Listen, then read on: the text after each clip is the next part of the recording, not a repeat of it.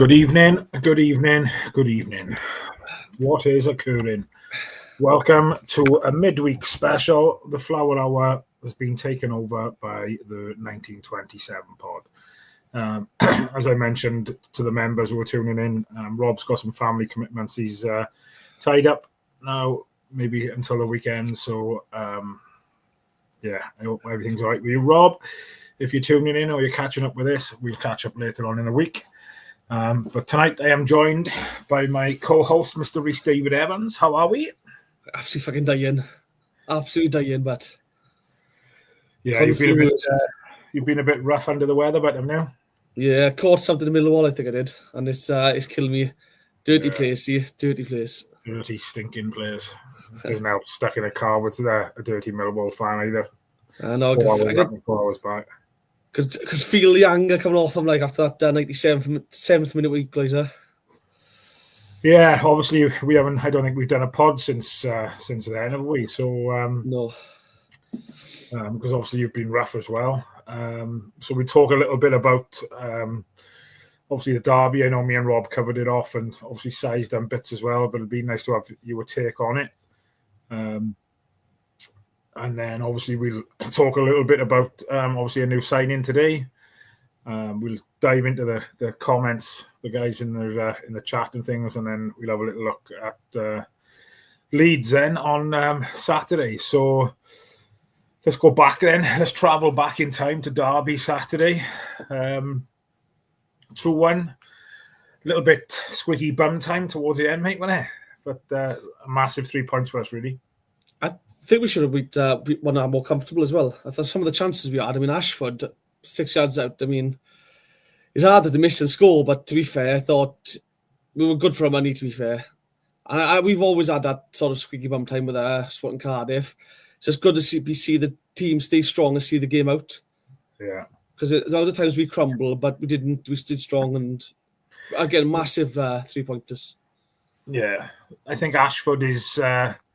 few eyebrows are getting raised towards him at the moment. I think I've had a few people praising him and saying that he's not going to be at Cardiff for long. So perhaps it was a good thing he did miss that opportunity. So it kind of put people off, perhaps at least for this transfer window anyway. But I've just been really impressed with him since he's come back into the team and back into the fold. Then, shall we say?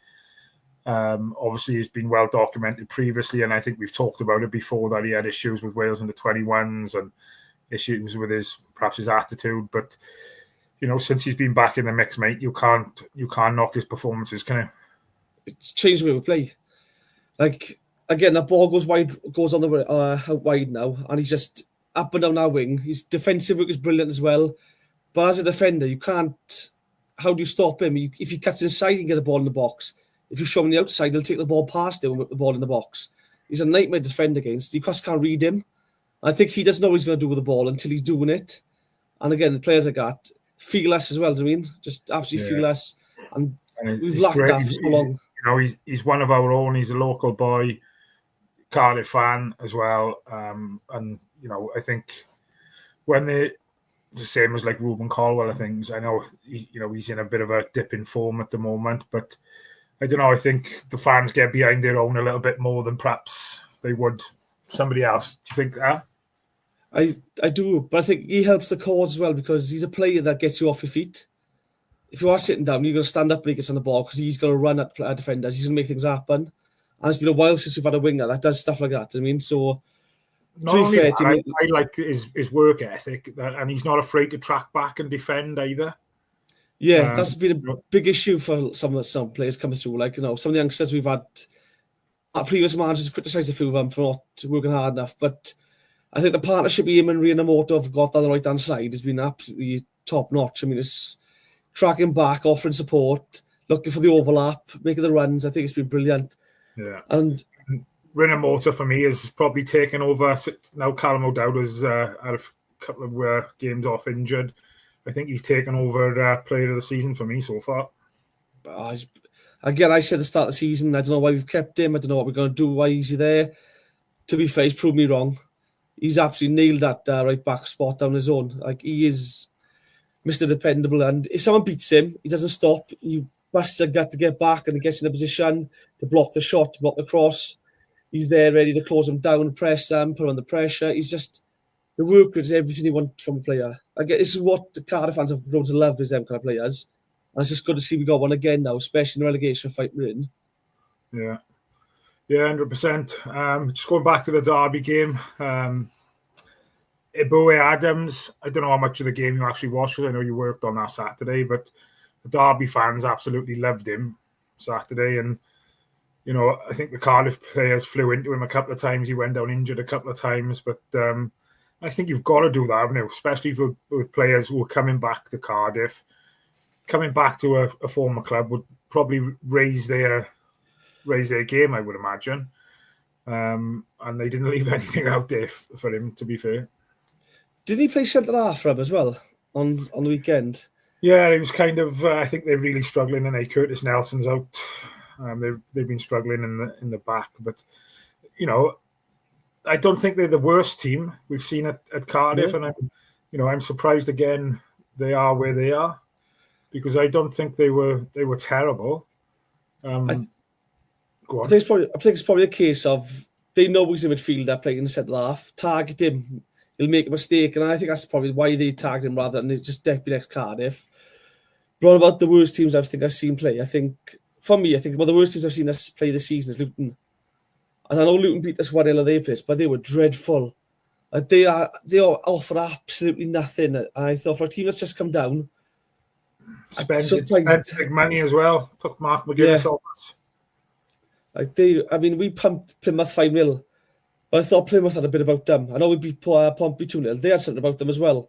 Luton beat us 1-0, but there was nothing there, I thought. I just thought they were one of the worst teams I've seen this season. Yeah. They were so bad.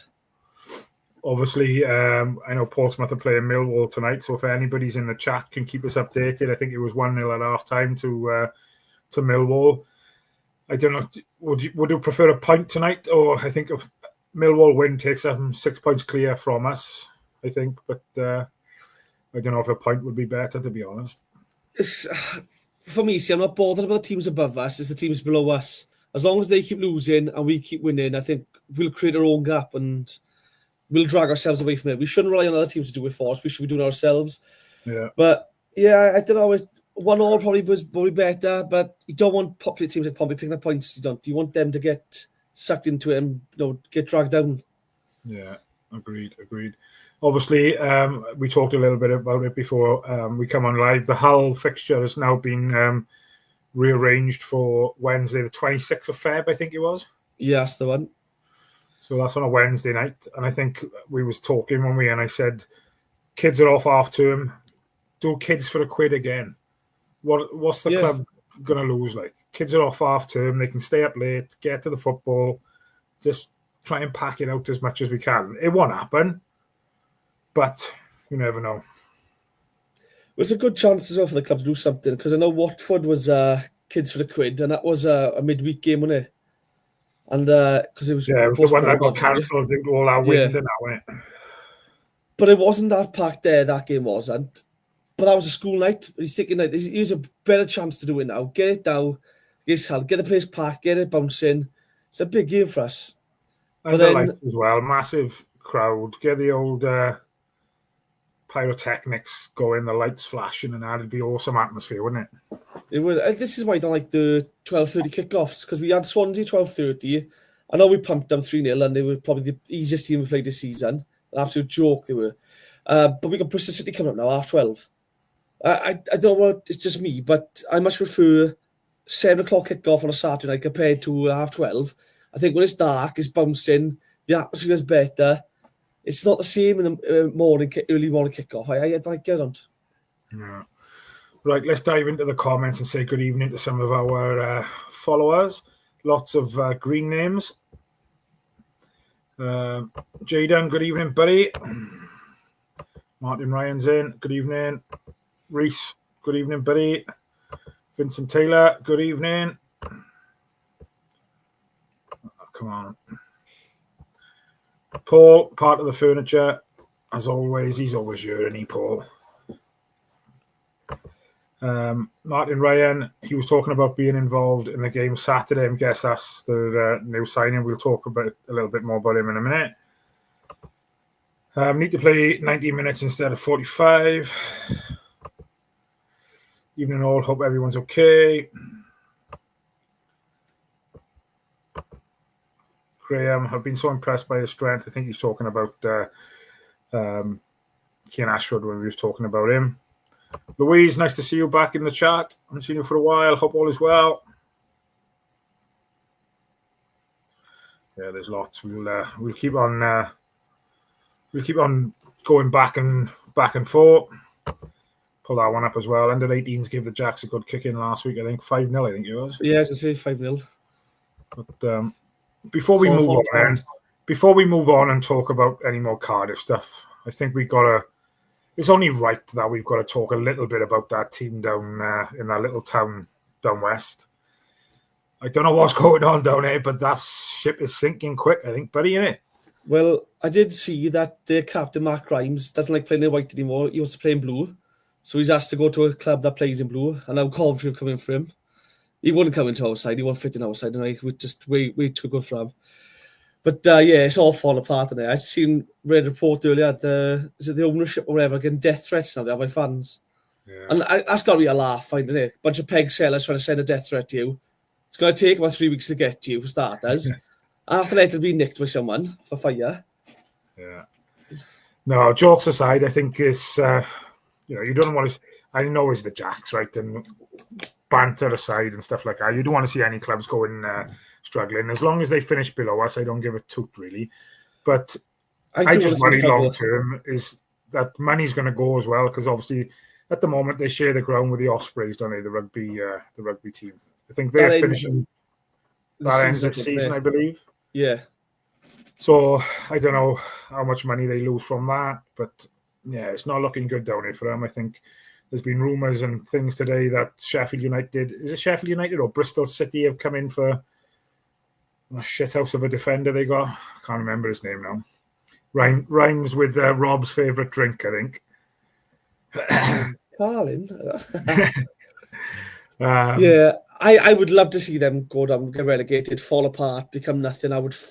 Again, it's one club I absolutely despise. Like I got a good mate who's a Swansea fan, and to be fair, he's probably one of the most level-headed people I know with football. He's brilliant. The rest of them, though, I hope they want it for us. And I absolutely want them to fall apart. Absolutely can't stand them. The sooner it happens, even better. However, what I will say is, when it does happen, they have a knack for playing academy players, and all academy players come through. So as long as they go down, we nick some of the better academy prospects. I'm happy. Yeah. Flipping it on his head then, right? And not talking about Cardiff now, talking about Welsh football in general. Swansea going down another division, or struggling or going into administration. Is that a bad thing for Welsh football in general? No, I'd say it's good. I know it sounds a laugh, but so a few things will happen. One, Cardiff then will have the majority of all academy prospects in the area. So we will be then the best of the best coming through, rather than say the best of the good bunch we could get. Not only that, let's be honest, if you've got a chance to go watch Swansea play Exeter on a Saturday, or Cardiff play Leeds United, you're going to play Cardiff. We'll get more fans to our turnstiles, more money in our club. We're going to do more with it. I think Wrexham are going to get promoted. Well, I say that, but it'd be good for Welsh football because you've got Swansea, Wrexham in League One. So it'll be a north-south derby. And then they can have an all day out then, or a big day for Swansea fans. They get to go North Wales. But I think it'll be all right then. They'll probably play youngsters. It'll probably benefit Welsh football. I just think we'll benefit a lot from it, because I think, again, we'll get first dibs of the best youngsters. We'll get most fans coming through.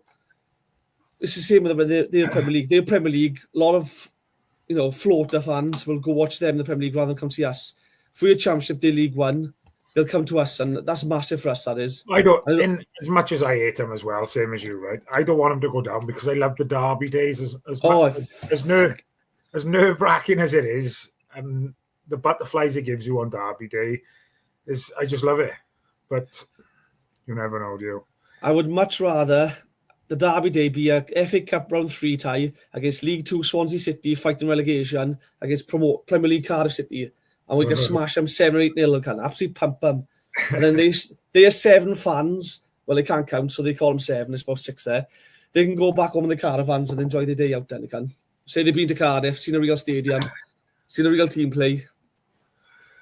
Yeah, it's not good times for them. Bless them. But we'll move on. We'll park that bus now and let it roll off the fucking cliff. And if there's anyone from Swansea watching, a bus is a modern thing. It's not like a horse and cart like you got. Just to clarify that for them.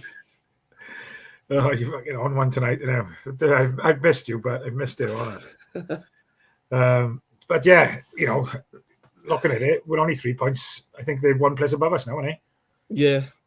And again, you look just before Christmas now, or the Oxford game, we lost that.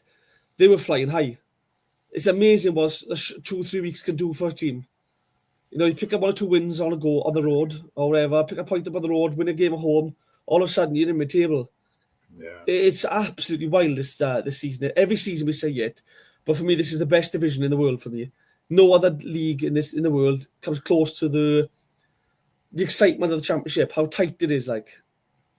Yeah, I think I've said before is, you know, if anybody can pick winners on an accumulator by just picking championship teams, then that's something special. But yeah, it's very difficult to do. But then, like, you look at Sheffield United against Hull last week. Who would have thought Hull would have gone there and beat them 3-0?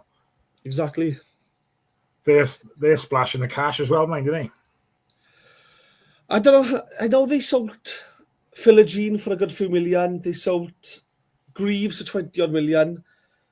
But surely that's going to catch up to them at some point, because the money they spend all the time on players, I don't understand how they get away with it. There's got to be something that they've got to have a sponsorship deal or something that's buying them time. I don't know how they get away with it, honestly. Unless they pay absolutely pennies in wages and offer massive bonuses. I don't get it. Yeah. Oh, well. So let's talk a little bit about the signing that's coming then. I personally don't know too much about it myself. I haven't had time to do any research and things, really. Coming in as a defensive midfielder, but I think you mentioned earlier that, you know, players in the Dutch league are able to, you know, play in a variety of positions. But my initial instinct in coming in as a defensive midfielder, knowing what we've already got in the building, I'm just waiting for an announcement now for someone to leave, really. Whether that's CEO, I don't know. What's your opinion on it? I think that, well, like I said, Dutch players in the Dutch league usually are very versatile. They play across the back four, the midfield. So it's one of those. It could be someone who can cover left back and midfield, and it's, you know, 2 birds, 1 stone.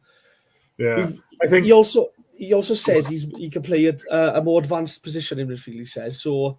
It might be a case of he's a number 8 to come in on loan, because we know there's going to be games where you're going to need another number 8. And someone who can pass the ball a bit, and maybe they're looking for that. Maybe they're thinking, look, Rawls hasn't got that in him now.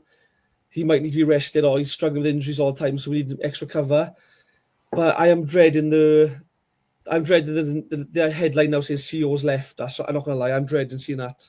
Because I think CEO is a cut above, and I think we haven't really appreciated that. I don't think enough. Like, no. And obviously, you know, Turnbull is still out injured. I don't know. I haven't seen any time frames on when he's coming back. Obviously, Rambo, another midfielder, not necessarily a defensive midfielder, but obviously, I think he's been back on the grass training this week, hasn't he? Yeah, I see the post for that. And obviously, Chambers is slotted right in there, and he's been like a new signing for us, hasn't he, since he's moved into that midfield area? Yeah. It's funny because I didn't think he'd have the pace and the legs to do midfield, but to be fair, his reading of the game covers him for his lack of pace. Like, his reading is just so well, and we've really benefited from that. I've asked Rhys' decision. It's fantastic because we've got a midfielder playing right back who's probably our best defender right now at the club. We've got a centre-half playing midfield right now who's probably the best defensive midfielder at the club. It's players out of positions, and they're all doing a marvellous job. It's fair play to the manager to have the balls just to risk playing them out of position and give them a go. Yeah, 100%. When we're talking about players coming in or players going, we'll come back to the gentleman who's just arrived. But there's strong rumours that Atete might be off to Bolton, Reindorf joining Notts County. What do you make of both of them? Reindorf, I hope whatever I didn't mind where he went, but as long as he got game time, I hope as long as he gets a lot of game time, I'm happy with that. He's definitely someone for the future. He looks raw. He looks like someone who I thought he should have been given his chance with us at the first team a bit sooner than he was. I was surprised to see Kang on the bench a few times when I thought Reindorf should have been on the bench.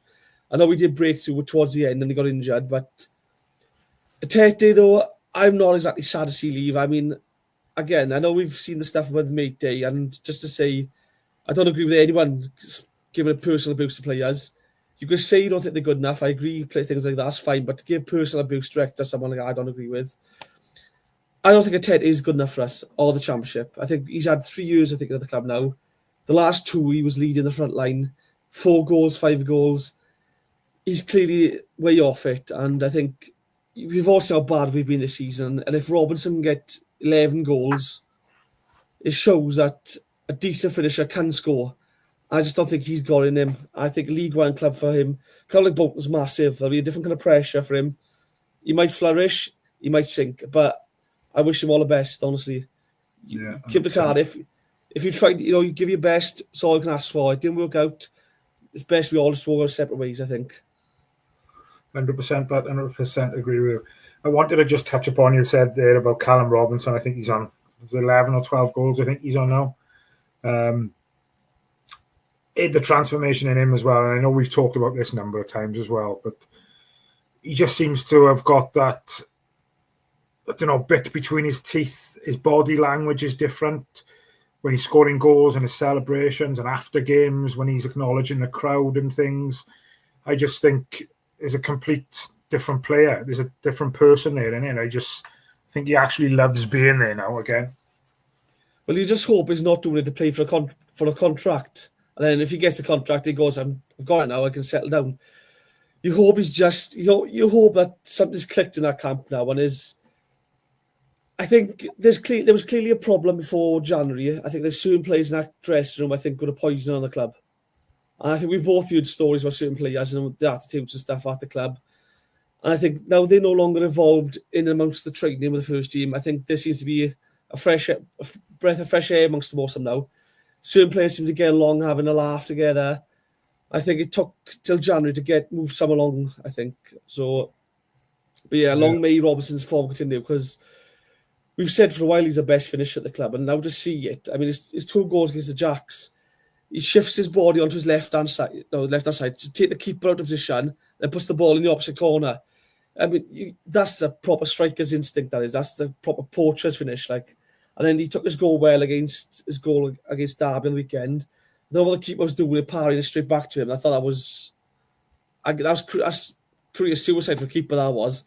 But he was alert and ready. So, I mean, he could have easily switched off and gone, I missed my chance now. But he was alert, ready for it, and he buried the rebound. So, again, I think he's been brilliant for us lately. Yeah, 100%. Paul says, Rolls can't play like he does for 2 or 3 games in a row. CO can be good in certain games. Reno is more or less used when Rolls and CO are effect. So bringing in another defensive mid is a good move. Fair play. Great comment. Sue says CO can't go until he scores. I think Sue's is drinking the same stuff Rob Boyle drinks, I think. Because, I'm sure if Mr. Rob Boyle was your Sue's, he would 100% completely agree with you. Martin Ryan goes on to say we need someone to do the Chambers role if he picks up a knock. That role has been vital to our improvement. Agreed, mate. I think he's been absolutely superb. And I'm really glad because he was having a bit of negativity then, shall we say, around some of his performances maybe at centre-back. But since he's moved up into midfield, I think he's been class. Absolutely class. It's allowed, if you look as well, it's allowed Alex Robertson as well, just more freedom going forward. Like, he's picking up pockets of space. He's not being forced to run back, track back. He'll slowly drop back, pick up another pocket of space, get the ball, start an attack. I think putting Chambers in midfield has allowed other players to focus on their game more, if that makes sense. Yeah. Before I go on to any more other comments, I do want to mention just about the banner going across the bottom. If you do want to become a member of Cardiff City World, you can join via going onto Patreon, the app, searching for Ace Podcast Nation, or obviously you can join through Cardiff City World on YouTube. For the price of a cup of coffee a month, you get access to behind-the-scenes content, early access to tickets to live events, which in fact, the live event for the first one for 2025 is going to be on April the 25th, I believe. So all current members will have a link sent to their email around 10 o'clock, 11 o'clock tomorrow, letting you know about the first live event, who it's going to be, where it's going to be, and you'll have 24 hours early access to purchase your tickets. It is restricted. It is only like 100 tickets, I think. We do like to try and keep it personal, then, shall we say, and not ridiculous numbers. So obviously, if you do want to buy your tickets, follow the information in the email or the links and things you get sent in the morning, because the tickets will go on sale to the general public around 10, 11 o'clock on Thursday. So it is worth becoming a member, like I said, for the sake of £3 or £4 or whatever it is a month. So keep an eye on your inbox around 10, 11 o'clock in the morning, guys. Well worth it as well. The events are. They're good crack, eh? They are a good crack. Great nights, to be fair. Right. There was a comment I wanted to come back to. Howell. Good evening, buddy. Has the Hull game been confirmed as the 26th of Feb? Yes, mate, it has. I think Rhys bought his mother's ticket for her just before we come on the live, so it has been confirmed. Tech, good evening, mate. Get your wallet out, Tech. Become a member, buddy. Atete and Mate, not championship level. Yeah, and that's something we've said for the last, I don't know how many weeks. To be fair, I think we've both said, we wish them all the very best. But just at the moment, I don't think they, cut the cloth to be playing at Cardiff, unfortunately. Jonathan Davis says, we never played Atete to his strength. We look at his height and try lumping the ball at him. He's not a target man. He needs the ball to his feet. Bradley, good evening, buddy. It's a good comment. Your rest of the team should be chipping in with goals as well. Yeah, we don't see enough goals from, I don't know, everybody else then, do we really? I don't suppose. Considering Vincent Tan is all keen for trying to shoot from everywhere and thing, I don't know. I don't suppose we do score enough goals, really. I think what Graham was saying there is sack the keeper. Alec doesn't score enough. I think that's what he's trying to say. Yeah. But I think it's only because, though, how bad we start the season. I think it's taken a while to get a brand of football that they're all comfortable with. I think if we started the season 2 weeks ago and we played this football and the players are comfortable with it, I think you'll see others chipping with goals. And I think we'll see a lot more. I mean, Guta scored a lovely header against the Jacks. I mean, Ashford could have had a goal on the weekend. El Ghazi scored, which is great. Another player on the score sheet. I think we'll see. Willock is getting closer and closer to scoring. CEO's getting closer and closer to scoring, but that could be a while. But again, no, it is coming, I think. I think we will see a lot more goals from other players rather than just Robertson, I think. It's just good to see now as well. Martin's comment there, Chambers is not afraid to rough up opposing midfield players. Loves to put his foot in. Yeah, loves to get a yellow card as well, doesn't he? That's the bloody trouble. Steve's comment there, the 25th of April marks 100 years since Cardiff played in their first FA Cup final versus Sheffield United. That's the fact of the night, that is. So to wear something special for their live event then. Special programme out to something, won't he? Robinson is our only proven striker. I think that should be Salic. Simic, Davis are full of potential, but at this stage we certainly need Robinson. 100% agree. I agree with that, but I think, again, 80 minutes, you normally look at us, bringing us different striker on to change the way you play. You want someone who can hold the ball up, see a game out. And I think, to be fair, we've only seen a little bit of Salic, but what we have seen, I think he looks like someone who can hold the ball up. He is strong. He will bully defenders. He doesn't play like a natural target man. He does play like a number 9 sometimes, trying to run off the shoulder as well, which has got to be a nightmare to play against because he's either bullying you or he's beating you for all the ball. Like so, I'm impressed with what I've seen so far, mate. To be fair, really. Obviously, I know you went to the Millwall game, and I just thought he showed great character because he missed an opportunity with a header, didn't he? 2 or 3 minutes before he scored his goal. Yeah. He could have gone into his shell and been disappointed that he'd missed that. He should have probably easier to have scored that one than it was actually the one he scored. But I just love everything about him so far, and I'm excited to see what he can do, mate. It's just one of those. I want to see what he can do, but I think Robinson's in such fine form. You can't afford to drop Robinson.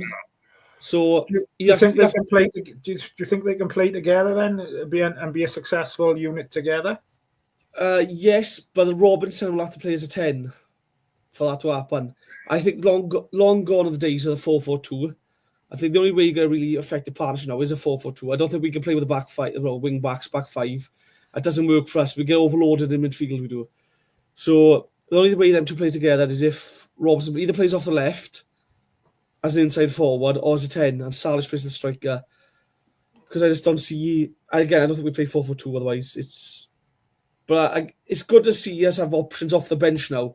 If number 9 isn't working, you can bring on that target man who can run at defenders and just gives you different options. And that's something we haven't had for a while.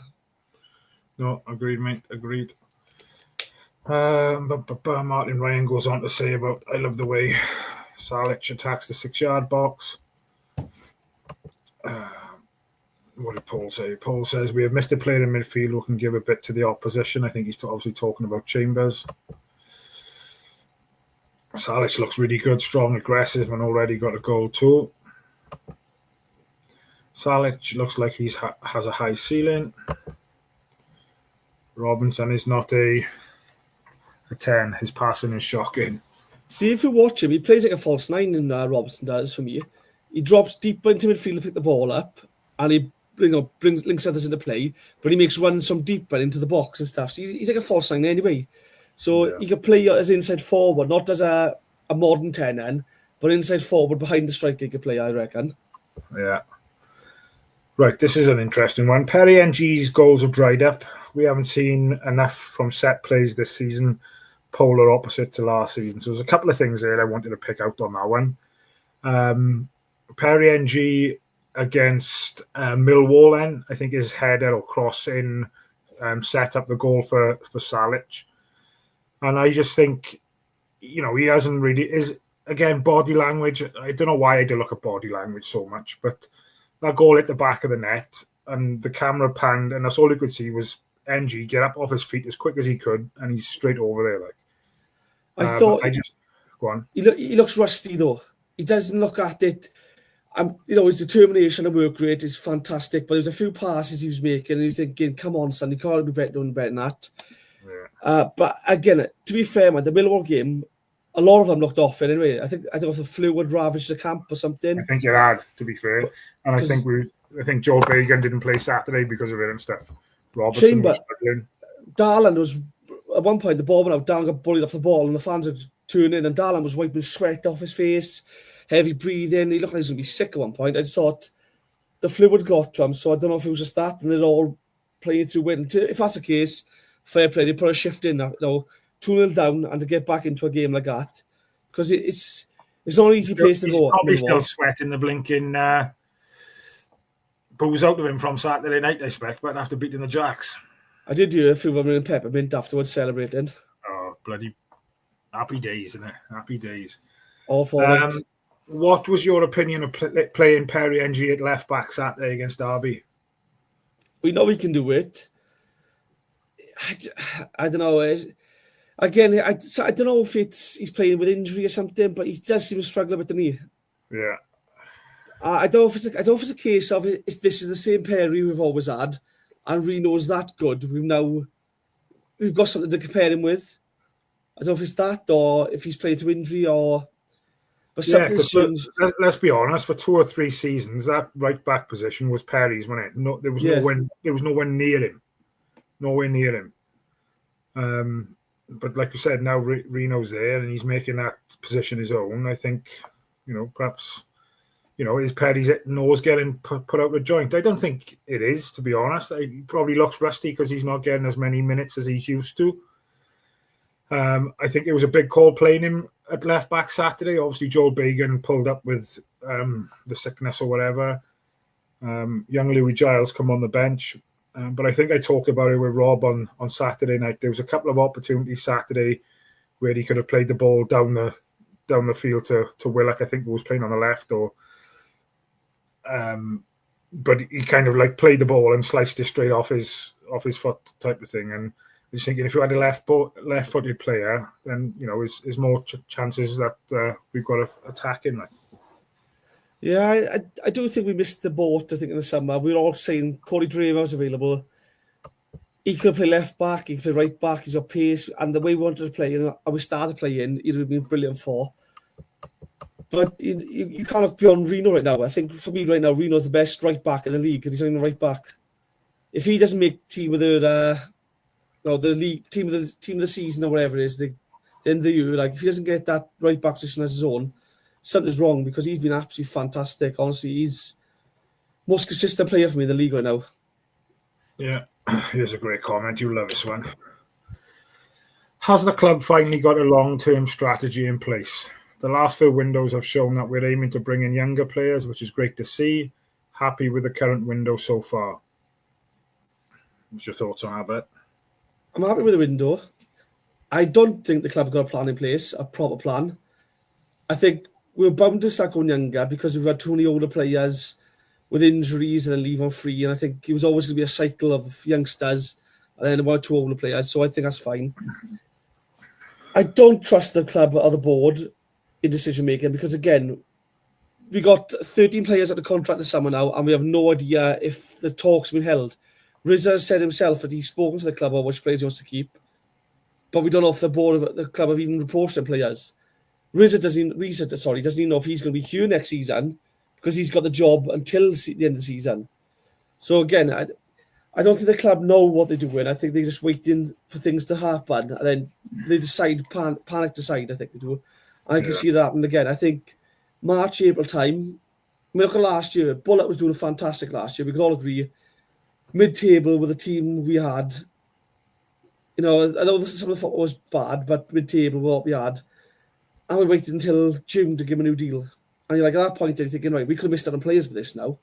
I hope we don't do that again. I hope come March, April, we're safe. The club go, look, we like what Rhys has done. Let's give him another 1-year extension with the option for us to extend it. Let's sit down and see what players he wants to keep. Let's give them the contract. Because at the minute, I just don't think there's any sort of plan.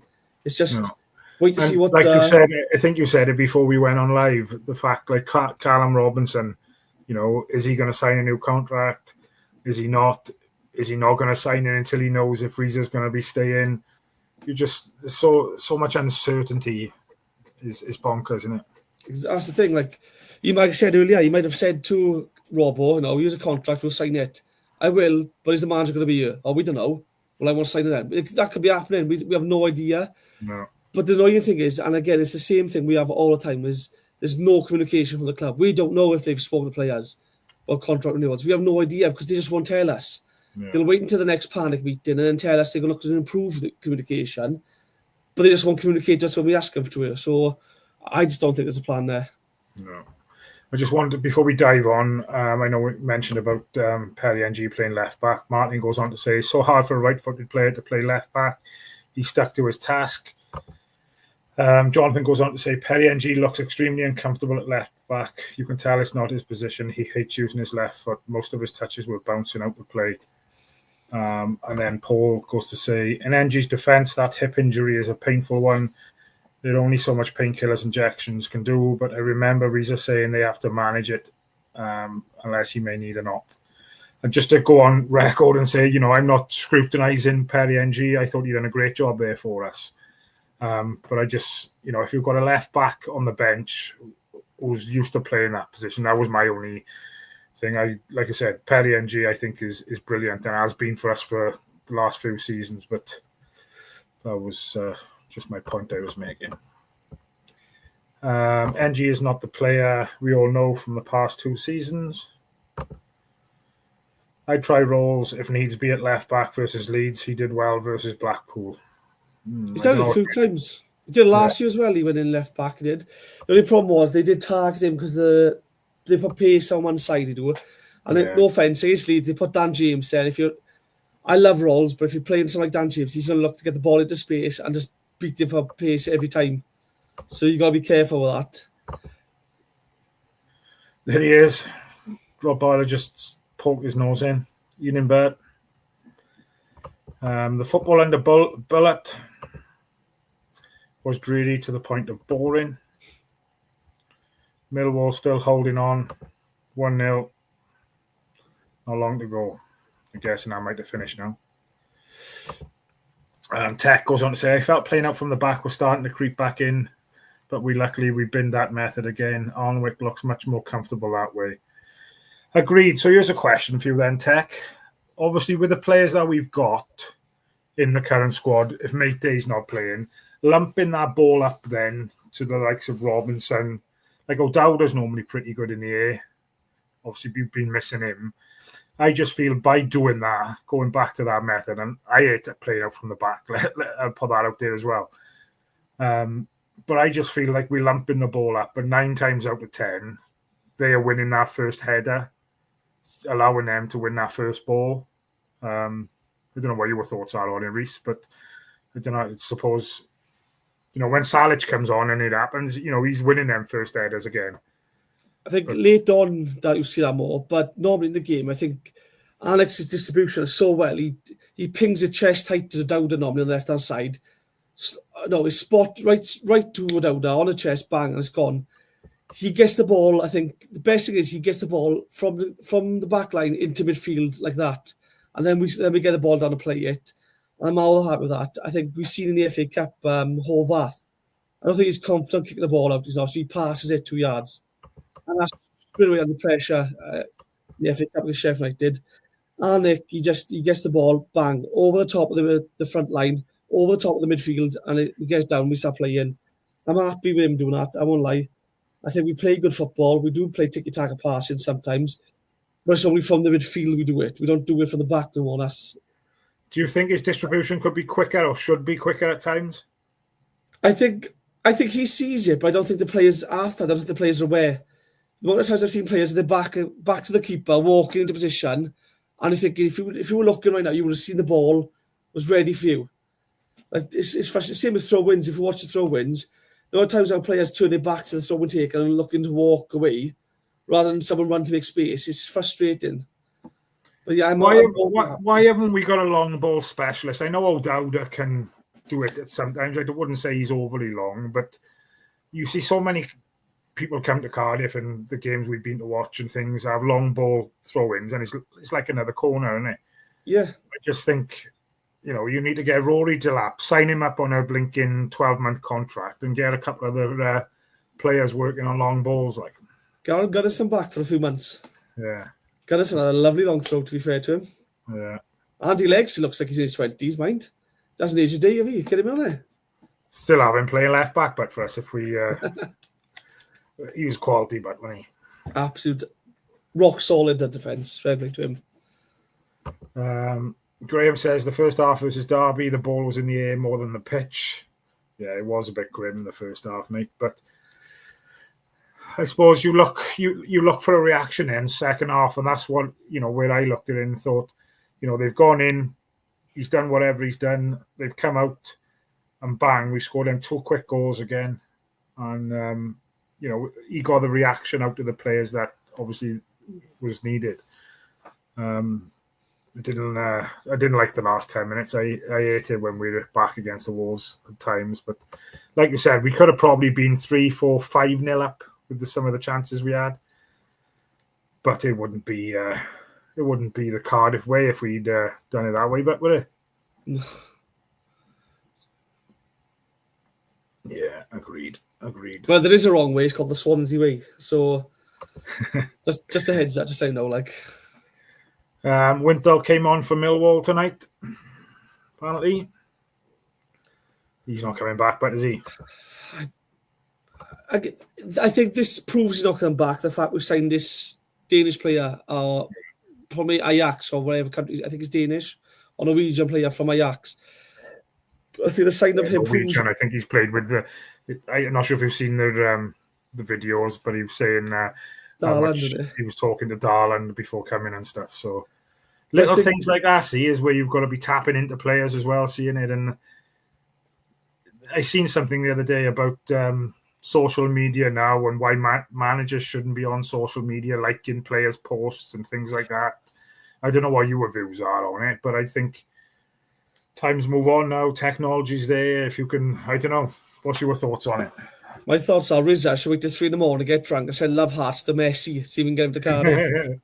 Listen, again, you use every tool in your disposal to get a player to join you. I mean, I'll not be funny. Like Ferguson used to get youngsters to have a tour of Old Trafford and Carrington, tour of the grounds. Chelsea would promise you the world if you signed for them, or offer you a house for your family and stuff. Sometimes you have to use social media to advantage. Again, and ask the players no whim. No, can you put a word in for us? Can you do this for us? Can you let them know what's like yours? That you've got to use every tool you can. So again, I don't mind if Rhys is on social media. It is a dangerous thing to do because again, you're going to get abuse. There's always idiots at every single football club, and them idiots will always be louder than the loudest in the room. I mean, so you got to be careful. But if it works, it works. Yeah, agreed. Before we start wrapping up, Ember, what's your thoughts about the weekend? Obviously, long journey up to Leeds, difficult one. Obviously, they're up. Are they top of the league or second in the league? Top, are they? Yeah, they drew me a little Burnley last night. Would you take another 0-0? Would you take a 0-0 draw if it was offered to you now? Hands down, take a draw. I think the most important thing on Saturday, result aside, is a performance. Because if you can go to Leeds and put a performance in, you've done the best. You've done your job, then really. If you lose after putting a performance in, it's because a bit of magic or quality is beating you, and you can't argue if you get beat by quality. Just do your jobs, put the effort in, and at the end of the day, you give yourself a chance. You couldn't make a winner, couldn't make an equaliser. Just you give yourself a chance to put the effort in. I think that's the most important thing for Saturday. And we come away from it injury free as well. Fingers crossed. Yeah, there's no such thing as a free hit. But in the most Cardiff way possible, it's a free hit for us. We're not expected to beat Leeds. We're not expected to get a point. And that's at their place. It's going to be bouncing. They're chasing promotion. But put the performance in. Every man, make themselves counted. You give yourself a chance. And that's all we ask for as Cardiff fans. So what's your prediction? 4-0 Cardiff. What have we got in that water bottle? But that's not fucking water. Fizzy water, sparkling fizzy water. So I think my stomach right now. Check the label on it, but it's not from the SA postcode, is it? I have no idea what it's from. It's actually spelled right, so it's definitely not from you. Yeah, like I said, I'd be happy with a scruffy 0-0, to be honest, but I don't suppose saying that, would the fans travelling up to Elland Road be happy with it? I suppose they would, coming away with a point. But who knows? Like I said, the championship is a wonderful, weird thing. Nobody would have, even Hull, I don't imagine, would have dreamt of going to Sheffield United last week. I think if Sheffield United won last week against Hull, they would have gone top, wouldn't they? I think. Yeah. And then they lost 3-0. So yeah, I'm going for a scruffy 0-0 draw, I think. And I'd take that. Be interesting. I'd be very positive to go 9 unbeaten, but I'd take a 1-1 draw. I think the thing with Leeds is there's always chances against Leeds. It doesn't matter who. They're not the best defensively. They're not. They do leave themselves open. So if we can pounce on that, we can sniff a goal out there. They will use pace. We just need to be defensively strong, like we have been. I think it's been. They've got a lot of pace. Yeah. So we just need to be switched on. Concentrate for the full 90. We can't. We can't allow them to. Next silly goals, but you never know, mate. You never know. Even if it's 0-0 or 1-0, we will create opportunities under Rhys. even in the games we've lost and that bit of a period that we went through when we weren't winning, we were still creating chances and opportunities, and you only need one of them to hit the back of the net, and the old dynamics of the game can change, can't it? Just don't crumble. Like, if Rhys get a goal, don't crumble. Don't just sit back and hope for the best. Just keep going for it. Like, I mean, this is, again, 3 months ago, we'd go down against Leeds and the team would crumble. I think now they look a lot more stronger mentally. I just think they got to just take the chances. I mean, it's one of those where you don't want any injuries. Come back, stay fresh, and we go again after that. Howell goes for a 2-1 City. CO with a 95th minute winner from 25 yards. I'm guessing Rob Boyle will 100% agree with that and probably say Gutas would get the first one as well. Won't be surprised. We are their bogey team at Ellen Road. Exeter lost 6-2. I think we said, didn't we, before we come on, Joel Colwell come on half-time, I think. Oh, here's an interesting one. From Bob Bank 27. Ricky J. Jones not in the Peterborough team tonight. Keep an eye on that. Very interesting. So before we finish, or here's a question for you guys for after we finished, after the video finishes live. If you could pick one player for Cardiff to sign now as a loan player or a permanent, and let's be realistic, obviously Messi or Ronaldo's not coming to fucking Cardiff City Stadium. But out of the ones that have been rumoured so far, what player would you have join the squad? Don't put it in the comments yet. Wait for the video to finish the live and then pop it in, because it does help the algorithm of the video and all that other malarkey. So, yeah, John, slow down. You put it gin dancing straight away. Paul, calm down, guys. Wait for the video to finish. Premature, man. Jones started for Peterborough. So, yes. Rhys, thank you very much, buddy. I know you're not 100%, and you've slotted in last minute for Mr. Rob Boyle. Like I said, the 1927 pod is over. I was going to say overtake then, but taken over the Flower Hour for tonight. Potentially the Flower Hour might be back before me and Rhys are back on Saturday evening. Not 100% sure. We'll see how Rob is getting on. But just a reminder for those that are members, check your inbox in the morning, because the link will be there to purchase your tickets for the first live event of 2025. If you're not a member, you can scan. Let me see if I can get a QR code. Let me see if I can get a QR code up there. There's the QR code. Don't trust him. It's a dodgy website. No, it's not. No, it's not. You can scan that QR code. That'll take you through to the Patreon, the Ace Podcast Nation, which is, should we say, the sister channel of Cardiff City World. Sai owns the rights to both those channels. So you can become a member that way, or you can become a member by following the information on the Cardiff City World YouTube channel. For the price of a cup of coffee a month, you can support the channel, which allows us all, or Sai, to be able to, provide content Cardiff City related 24/7, but 7 days a week. So happy days. Anything else you want to cover, Butt, before we Frank Boff? I think that's it. I'm more than happy with that. Yeah. Thank you very much, guys. Thanks for everybody for tuning in. If we can get a couple of members overnight now, come on, get involved. And, yeah, looking forward to people's reactions tomorrow when they find out who the first guest of 2025 is. I know who it is. See you later.